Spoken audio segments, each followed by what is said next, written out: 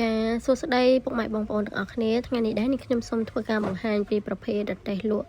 គុយទាវថៃបាយស្រូបហើយក៏មានលក់កាពិកប៉ុកចិបចប់ដូចជាគ្រឿងពោះគោពោះជ្រូកស្ងោរអីដែរអញ្ចឹងណាហើយអានេះខាងលើរបស់យើងនេះក៏មានបិទរូបភាពជូនគាត់3សន្លឹកចាខាងក្រោមនេះក៏យើងមានបិទរូបភាពមួយសន្លឹកដែរអញ្ចឹងទាំងអស់នៅក្នុងអតេននោះក៏យើងបិទរូបភាពជូនគាត់4សន្លឹកណាខាងលើ3ខាងក្រោមនេះមួយចាចំណែកទូកញ្ចក់របស់យើងគឺយើងប្រើជាទូប្រភេទមួយថ្នាក់ពីរប្រឡោះបែបហ្នឹងចាតែយើងខាន់កដាលមួយទៅវាទៅជាបាន4ប្រឡោះអញ្ចឹងណា4ប្រអប់អញ្ចឹងចាហើយអានេះជើងសម្រាប់ដាក់ធុងហ្គាសរបស់គាត់គឺភ្ញៀវគាត់ប្រើជាមួយនឹងធុងហ្គាស12 13គីឡូហ្នឹងចា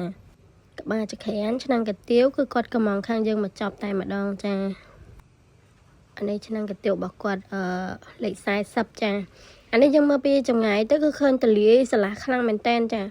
ខាងលើអីក៏យើងមានតនើមានអីសម្រាប់ដាក់អីវ៉ាន់បានដូចជាកែវថង់កាពិកប៉ុកចានស្នើយអីហ្នឹងគឺអាចដាក់នៅលើនឹងបានចា